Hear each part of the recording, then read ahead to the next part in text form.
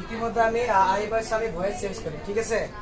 তো ভয়েসত কি আছে কি নাই আমি আগতে কি জানিছো যে ভয়েস দুটা ভয়েস অহমেদ কি বুলি কোৱা হয়, বাচ্য বুলি কোৱা হয় নহয়? তো আমি জানো ভয়েস দুটা কি আছে, এক্টিভ আৰু কি আছে পেসিভ ভয়েস। এতিয়া কথাটো হ'ল কেতিয়াবা আমি কি কৰো, এক্টিভৰ পৰা পেসিভ কেনেদৰে কৰিব লাগে বা পেসিভৰ পৰা এক্টিভ কেনেদৰে কৰিব লাগে এইটো কিন্তু আমি নাজানো। কিন্তু দৰাচলতে আমি এটা বস্তু ভালদৰে জানো, বেসিক্যালি কি থাকে এক্টিভতে দিয়া থাকে। আৰু আমি জানো আমাৰ যে টেন্স আছে, আমাৰ টেন্স কেইটা আছে, তিনিটা টেন্স আছে, এটাকৈ টেন্সৰ চাৰিটাকৈ ভাগ আছে, তেনেহ'লে 3 4 গুণ 12টা, হয় নহয়? আমি আজি কি কৰিম, 12টা টেন্স একেবাৰে শিকি ল'ম, না কি কোৱা? 12টা টেন্স আমি একেবাৰে শিকি ল'ম। কেনেদৰে শিকিম? যেনেকৈ এটা টেবল আছে, মই টেবলটো ইয়াতে বনাই দিওঁ প্ৰথমতে, ঠিক আছে? টেবলটো বনাই দিলে তোমালোকৰ চালে বুজিবলৈ সুবিধা হয়। কি আছে ইয়াতে, প্ৰেজেন্ট, প্ৰেজেন্ট, পাস্ট, ফিউচাৰ। ইয়াতে মই টেবলটো বনাই দিলোঁ, 1 2 3 4 হৈ গ'ল। এতিয়া কথা হ'ল প্ৰেজেন্ট ইনডিফিনিট টেন্স। ইয়াতে প্ৰেজেন্ট ইনডিফিনিট হ'ব, ইয়াতে present continuous, present perfect continuous. ইয়াতে কি আছে, past indefinite, past continuous, past perfect continuous. ইয়াতে কি আহিব, future indefinite, future continuous, future perfect continuous. মানে 3 4 গুণ 12টা। এতিয়া কথাটো হ'ল যে তোমালোকে স্যার আমি ভয়েস কৰিম, আমি টেন্সত কি কৈ আছো, ভয়েস কৰাৰ আগত টেন্সত কিছুমান বস্তু এনেকা আছে আমাৰ জানাটো অত্যন্ত প্ৰয়োজন, নহ'লে কিন্তু তোমালোকে এইটো বুজি নাপাবা, ঠিক আছে? তো এতিয়া প্রেজেন্ট ইনডিফিনিট টেন্সৰ বাক্য গঠন কি আছে, সাবজেক্ট প্লাস ভাৰ্ব ওয়ান বা মেইন ভাৰ্ব অবজেক্ট বা ভাৰ্বৰ প্ৰথম ফর্ম, হয় নহয়? হৈ গ'ল। সেম তেনেকা পাস্ট ইনডিফিনিট কি আছে, সাবজেক্ট ভার্ব টু মানে ভাৰ্বৰ সেকেন্ড ফৰ্ম অবজেক্ট, হয় নহয়?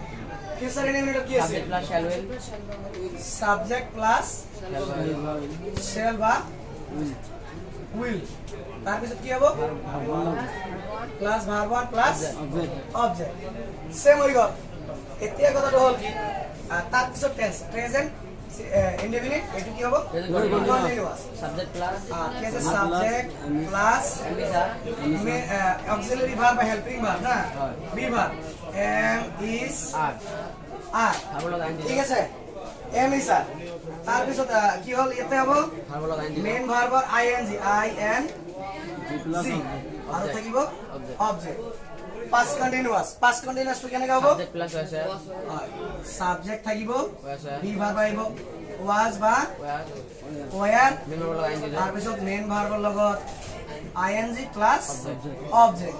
সেম ফিউচার কন্টিনিউয়াসত কেনেকৈ থাকিব, যে সাবজেক্ট প্লাস শ্যাল বি না, শ্যাল বি বা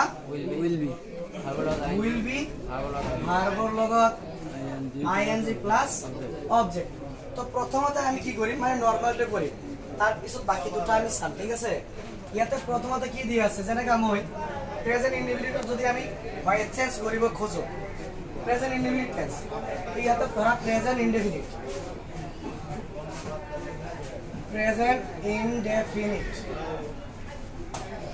ইয়াত যদি আমি ভয়েস চেঞ্জ কৰিব খোজো, সাপোজ এটা এক্সাম্পল লোৱা, কি হ'ল যেনেকা আই ইট রাইস, তার মানে কি মই ভাত খাও, হয় নহয়?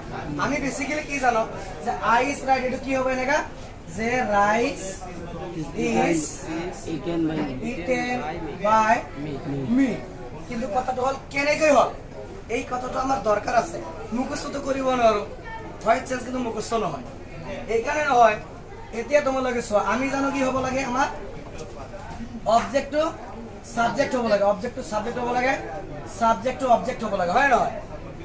তাৰপিছত মেইন ভাৰ্বৰ কি হয়, থাৰ্ড ফৰ্ম হয়, হয় নহয়? তাৰপিছত বাক্য অনুসৰি বি ভাৰ্ব দিব লাগে, হয় নহয়?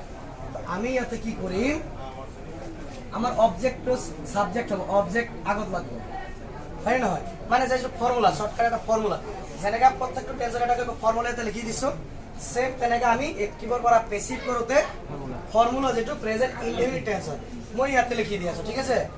যেনেকৈ অবজেক্টটো সাবজেক্ট হ'ব, হয় নহয়? মানে অবজেক্টৰ ঠাই সাবজেক্টৰ ঠাইত অবজেক্টটো আহি যাব। তাৰপিছত আমাৰ কি হ'ব, বি ভাৰ্ব,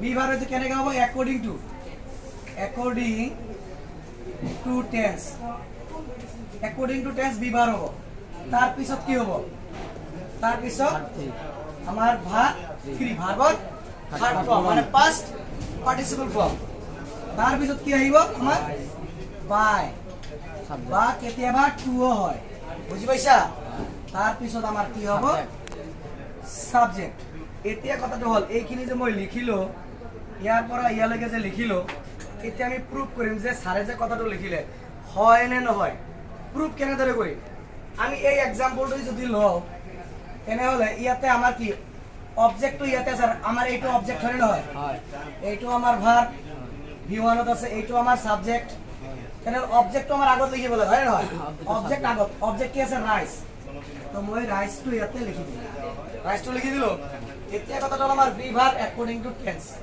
এতিয়া আমি এক্টিভৰ পৰা পেসিভ কৰোতে প্ৰেজেন্ট ইনডিফিনিট টেন্সৰ যিকোনো বাক্য বুজি পাইছে নহয় প্ৰেজেন্ট ইনডিফিনিট টেন্সৰ যিকোনো বাক্য এক্টিভৰ পৰা পেসিভ কৰোতে তাৰ পিছৰ বাক্যৰ বিভাগবিলাক ব্যৱহাৰ হয় বুজি পাইছা ইয়াতে পিছৰ বাক্যৰ বিভাগ কি মানে কি প্ৰেজেন্ট ইনডিফিনিট তাৰ পিছৰ মানে কি present continuous tense present continuous টেন্সৰ বিভাগ কি আছে ইয়াতে এম ইজ আর এই তিনটা আছে তো আই রাইজ এটা তো প্রেজেন্ট ইনডিফিনিট টেন্স তো বিভাগ বিলাক আমার তাহলে কি হবে এম ইজ আর তিনটার এটা হবে এটা রাইজ সিঙ্গুলার নাম্বার এত মানে গোটে হোমোসেটে বোঝা হইছে তাহলে এম ইজ আর কি হবে ইয়ার ইজ আলটিমেটলি ইজ হবে তাহলে রাইজ ইজ তো মোর আমার অবজেক্ট হই গল বিভাগ অ্যাকর্ডিং টু টেন্স হই গল এতে আমার ভার্বর থার্ড ফর্ম বা পাস্ট পার্টিসিপল গ্রুপ তো আমার ভার্ব কি আছে it eater past third form কি হবে ইট এট